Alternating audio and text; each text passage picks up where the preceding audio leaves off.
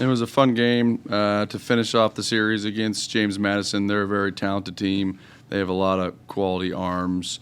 And we didn't swing it as good today as we had in the past, but we found a lot of different ways to win the game, which was really exciting for a coach. Hussey swung the bat good. Skylar King made an incredible play in center field to keep the score where it needed to be. We had a pick vault at second base that we executed to perfection to pick somebody off second base, and obviously the winning run was scored by Sam White, who stole home with bases loaded and 2 outs, which was an exciting play. But we've really found a lot of different ways to win the game other than just slugging like we had for most of the year. So I was encouraged by that. The importance of that for your team. Teams get an identity, kind of, there's a way that they in playing to go against form and to win a game like that. Benefits down the road? Yeah, it's huge. It's just that mentality of if things are going good, bad, and different, you find a way to win, and we're capable of doing that because we're going to play hard and we're going to play competitively, even if I think today I didn't think the hitters were in a great spot, but it wasn't for lack of care or effort. Just that's the game of baseball. When you play 56 games over the course of the regular season, there's days where you're not seeing the ball as well. And so for the most part, I felt like our offense wasn't seeing the ball as well. And credit to James Madison. They had guys rolling out there throwing 93 to 96 with some power stuff. So they did a nice job, and our pitchers were excellent. They gave up 1 run, 6 hits. Hagan threw his longest outing of his career. He's a freshman that went 5 innings, 2 hits, 0 walks. Reese Bassinger went 2.1 innings with 0 walks, and Jet Carsonas went 1.2 innings with 0 walks. We punched him out 10 times and gave up a run today, and that was a solo homer. So those 3 guys were excellent with no free passes the entire day. In a 2-run ball game, that's how you win tight games. You handle the ball, you don't make errors. I think we made really one major mistake tonight, and that was popping up the bunt with man on first and second, no outs. So when you play against elite competition, sometimes that can bite you in the ass, but it didn't for us tonight. Coach, how valuable is it to have someone like Adam Kelly on the team where you can kind of switch him and Logan Sabe out of that catch role, maybe even Sam White from time to time? Amazing utility player. Sam White's kind of the original OG Swiss Army knife for us. He's caught third base, left field. Now he's our all-time second baseman.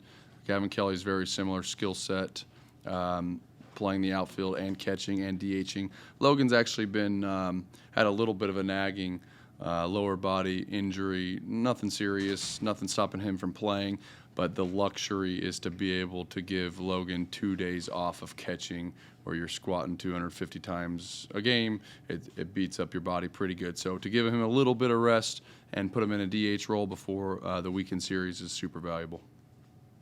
Coach, you talked yesterday about you don't like to let the pitchers go 2 different times down the line. What gave David Hagan the green light tonight to go 5 innings? He was cruising.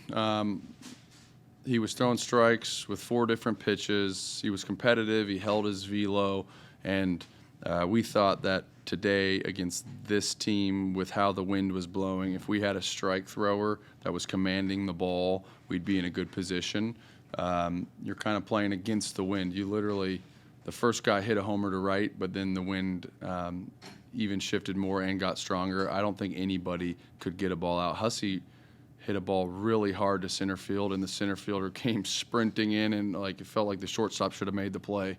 So we had a tornado out there today. So strikes were at a premium, which we accomplished with 0 walks on the whole day. We thought if we could throw strikes, fill it up, and mix, we would have a chance to win. So that's what that's exactly what David did. Back to the normal weekend rotation. Haven't decided yet? We have. Secret? Yep. No, we have. We're going to go with Kern, GVK, and Estridge. That's what our plan was going to be against Oklahoma State. And then we played that one game showdown, and so we threw all the starters on Sunday. So their prep has been a little bit unusual this week because they don't usually bullpen on that day. But we're excited about those 3 guys. They've been consistent. They're older. They're veterans, experienced, strike throwers, really give us a chance to start the game in good fashion. What do you see out of guys against Arizona this upcoming weekend? Yeah, I think they're just excited. I think tonight against a really good team was kind of the definition of a trap game. We've been winning a lot, and then when you play an opponent and blow them out the night before, and you have a great opponent coming into town in Arizona, this was that game where you could look ahead a little bit. And so I'm just looking forward to the excitement of the ballpark. I think our community has a really good feel with baseball now and understands that Arizona is a traditional powerhouse. They've been to Omaha a lot. We obviously played them in the regional last year at their place. And so being able to just go play high-level quality baseball against a really great opponent, I look forward to that. Did you actually call for Jack one batter early, or was that just a miscommunication? He just wanted to get to the mound? Yeah, no, it's a good question. I told our pitching coach that I was going to go to Cartsonis, and then as I was walking to the mound, there was a man on first and the leadoff hitter up, Stedman, I believe, who's a left-handed hitter and has really good bunt skill. And so as I'm walking to the mound, I'm like, they're definitely going to bunt here. And Bassinger's probably our best PFP guy. So he handles the ball really good, really agile, can throw from different arm angles. And I said, we can't bring in a different pitcher if our best bunt defender's on the mound throwing strikes. And so I get those decisions right or wrong half the time, but I was right this time. They laid down the bunt. He didn't end up fielding it. Gavin Kelly made a great play, threw the runner out at first base. Man on second base, we're able to go to Jack, and then Jack closed the door. He was excellent today. He was cruising 94, 96, all strikes. He was really, really good. Coach, what was that thought process when Sam White stole home? Is that a designed play? Yep.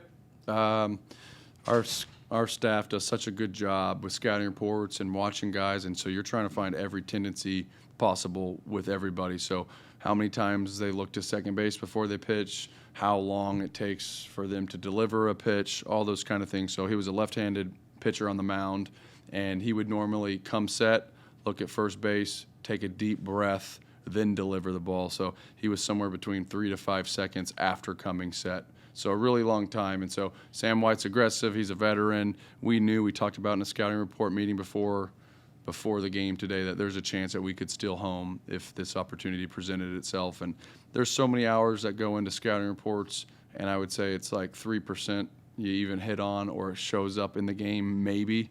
And so for that moment to show up and for him to be the guy to score the winning run was really cool for our staff and really cool for Sam White.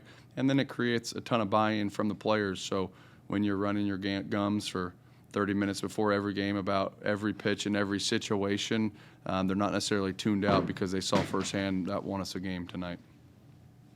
Good. Thanks. Yep.